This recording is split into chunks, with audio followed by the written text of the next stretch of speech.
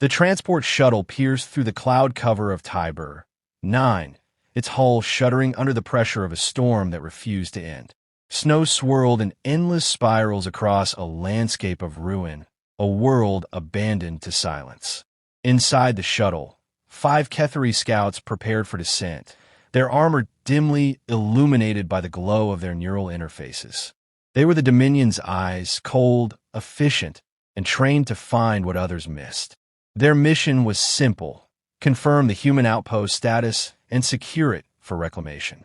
Yet, as the craft's engines powered down and the ramp lowered into a curtain of white, unease rippled through the link that bound their minds together. Commander Vorth was the first to step onto the frozen ground.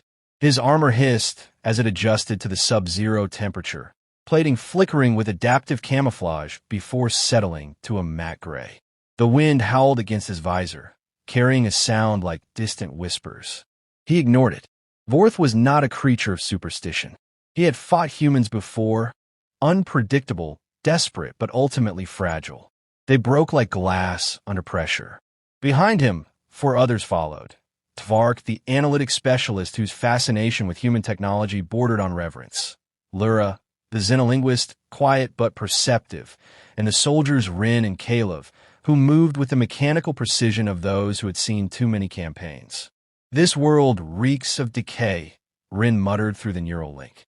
Her voice carried static, warped by the storm's interference. "Decay can be valuable," Tvark replied, scanning the horizon. "Even dying worlds leave something behind." The outpost lay ahead, a cluster of metallic domes and angular corridors half buried under snowdrifts.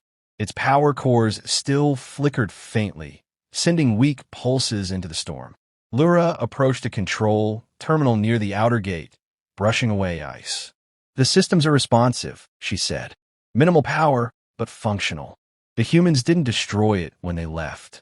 Then they expected to return," Vorth observed. "They won't." The gate opened with a metallic groan, releasing a gust of stale air. Inside, the corridors were narrow and dim, walls lined with equipment that had outlasted its makers. Every footstep echoed too loudly, as if the building itself resented intrusion. Tvark swept his scanner across the hall. No life signs. Ambient temperature matches exterior. The place is empty. Lura's gaze lingered on the walls, tracing the faded human markings etched beside each door. "They always leave words," she murmured, "even when there's no one left to read them." Caleb grunted. "Poetry won't help us claim this place." He moved ahead, weapon raised, eyes scanning for movement. The stillness felt wrong. Human outposts, even abandoned ones, usually bore signs of retreat. Broken locks, scavenged parts, deliberate sabotage. Here, everything remained perfectly preserved, as though the inhabitants had simply vanished mid-task. They reached the central command room, a wide chamber overlooking the frozen plains. Vorth approached the main console and reactivated the display. Blue light flared to life, revealing data fragments, security logs, and a series of encrypted human entries. Lura translated one aloud. Experiment 47B. Cloaking integration nearing full synchronization. Subject stable. Vorth turned toward her. Cloaking? Biological or mechanical? Unknown. But if the humans perfected adaptive concealment, that might explain why our scans failed to detect them. Or it might mean nothing, Caleb interjected. Old research. They fled before finishing. Tvark accessed another terminal, eyes narrowing as lines of human code scrolled across the screen. The power grid was rerouted recently. Days, not years. Someone's been here. That statement hung in the cold air like a curse. Rin tightened her grip on her rifle. "You're saying there's still human presence?" Vorth remained calm, though his gaze sharpened. "If so, we find them, alive or dead." They moved systematically through the outpost, clearing one section after another.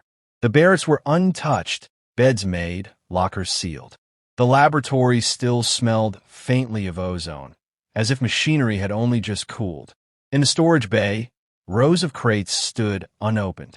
Caleb broke one apart, revealing rations still preserved in their wrappers. He frowned. No signs of decay. Someone's maintained the temperature regulation. Tvark knelt beside a console and replayed the most recent surveillance feed. The screen flickered, showing empty hallways, static, then a flash, barely perceptible, of movement.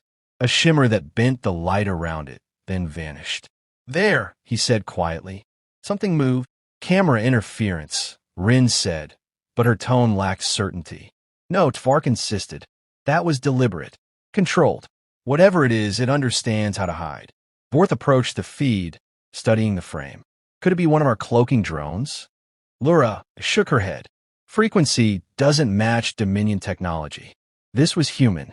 Outside, the wind intensified, rattling the outer panels. The faint hum of power beneath their boots vibrated through the floor, pulsing like a heartbeat. Vorth straightened, issuing the order with practiced detachment. "Mark the site as secure. We'll establish a forward base and transmit to command." Tvark hesitated. "Sir, that's an order." The scouts moved to comply. Lura downloaded the remaining human logs. Rin and Caleb began fortifying the perimeter, and Tvark reluctantly sealed the main doors. Yet the air grew heavier, thick with unseen tension. Lura glanced at the empty corridor stretching beyond the viewport. For a moment, she thought she saw a flicker of motion against the snow, something shifting, then gone. She blinked, convincing herself it was only wind. Vorth's voice broke the silence. "Outpost secured," he said, recording the words for transmission. "No human resistance detected. Dominion claim confirmed." As the message sent, the console's lights dimmed slightly, then stabilized. The team relaxed, weapons lowering. The storm outside began to settle, a strange calm falling over the valley. Tvark's scanner emitted a faint ping. He frowned, checking the reading, an infinitesimal heat spike, fleeting and precise, exactly at their coordinates. His mouth went dry. "Commander," a sharp, compressed sound cut through the room, almost too fast to register. Vorth's head snapped backward, armor splintering as he collapsed beside the console. Blood hissed against the frozen floor. For an instant, no one moved. The shot had come from nowhere. No flash, no origin, only silence. Lura's scream fractured through the neural link, piercing and raw. Tvark dropped to his knees beside the body, scanning frantically. No trajectory, no reading, nothing. Another sound, a faint metallic click, echoed from the darkness beyond the corridor. A voice, distorted and human, whispered through their comms. "Outpost, not secure." The words lingered like frostbite, sinking deep into their thoughts. The silence that followed was absolute. Vorth's body lay crumpled against the console, his pale blood steaming in the cold. For a long, terrible moment, no one moved. The echo of the shot seemed to linger, trapped in the metallic corridors. Tvark's mind raced through possibilities: malfunction, sabotage, internal betrayal, but none fit. No one had fired. No one even saw the projectile. Yet their commander was dead. The Dominion's finest fell by an unseen hand. "Everyone down," Rin shouted, voice sharp with panic. The squad scattered, diving for cover behind pillars and machinery. Lura pressed her back to a wall, hands shaking as she clutched her sidearm. "What happened? What was that?" she whispered through the neural link. Tvark's sensors swept the chamber, his crystalline node pulsing with data streams. No movement detected, no heat signatures. His voice faltered, but the shot came from inside this room. Caleb cursed under his breath. "Then where's the shooter?" Rin, the most seasoned of the soldiers, crept toward the viewport. Snow gusted through the cracked glass, but nothing moved outside. The horizon remained empty, vast, and cold. "Maybe long-range fire," she muttered. "Sniper drone?" "No," Tvark said, his gaze fixed on the readings. "Trajectories too precise. Angles suggest the shot originated less than 20 meters away." Silence pressed down like a physical weight. Lura's pulse thundered in her ears. She felt the irrational urge to speak, to fill the void with something human, or Kethari, anything alive, but before she could, another crack echoed through the air. Caleb's chest burst open in a flash of blue, armor splitting like glass.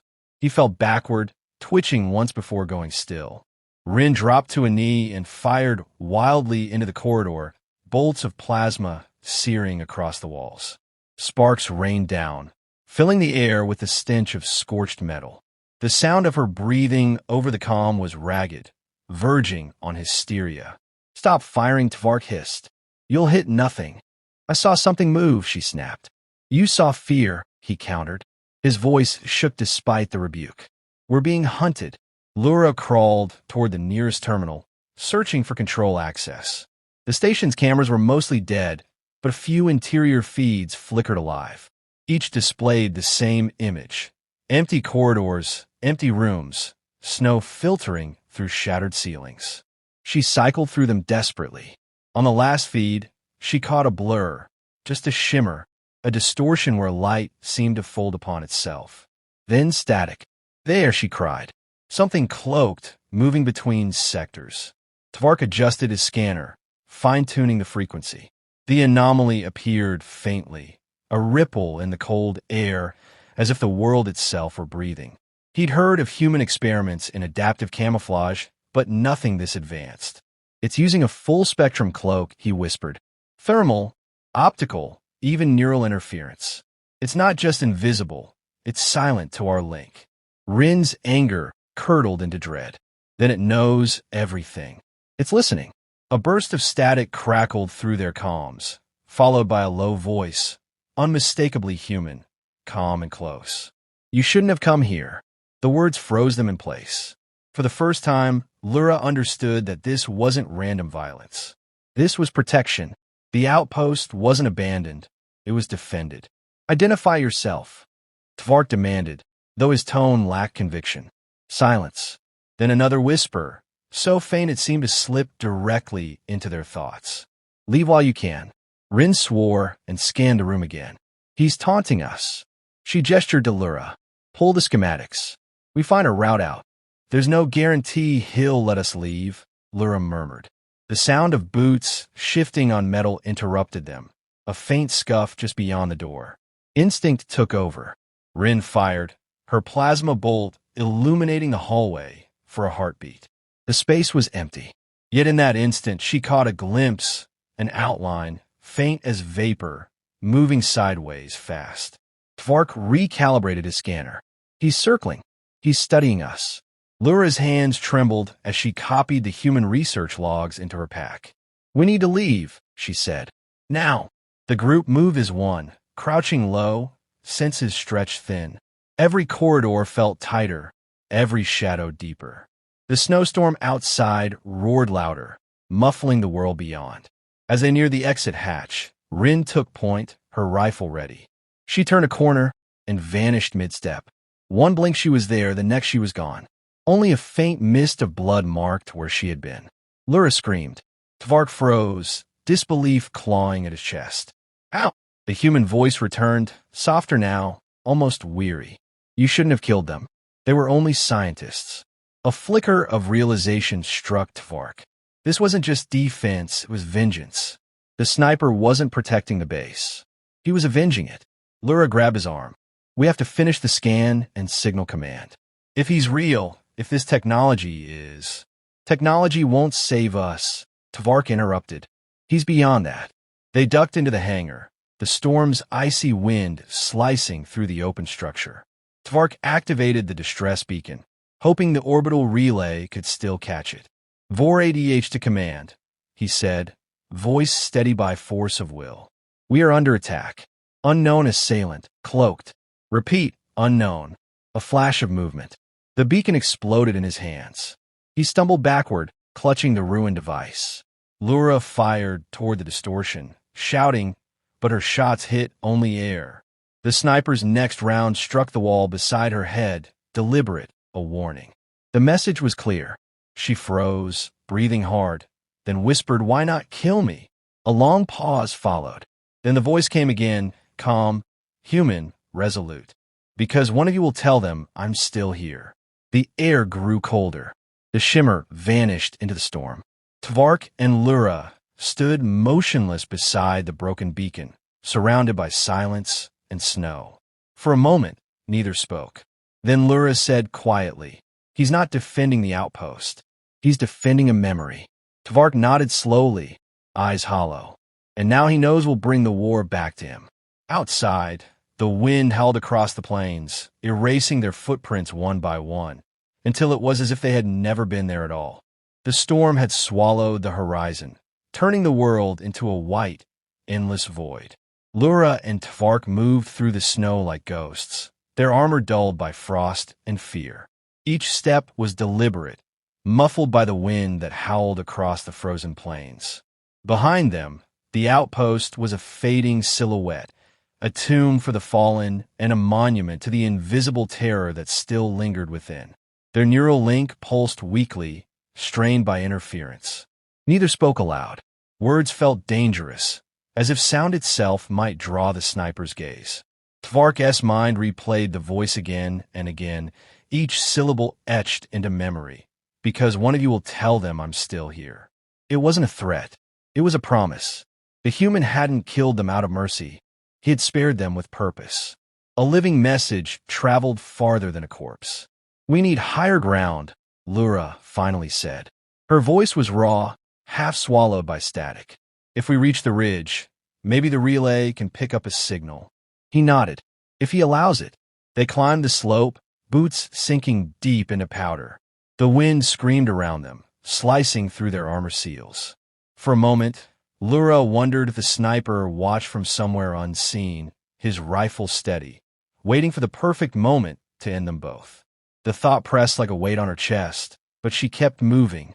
Fear had lost its edge. It was now the rhythm of survival. When they reached the ridge, visibility dropped to nothing. Tvark set up a portable beacon, its faint red light flickering through the snow. He tapped the console, fingers numb. "Signal's weak," he said, "but it might be enough."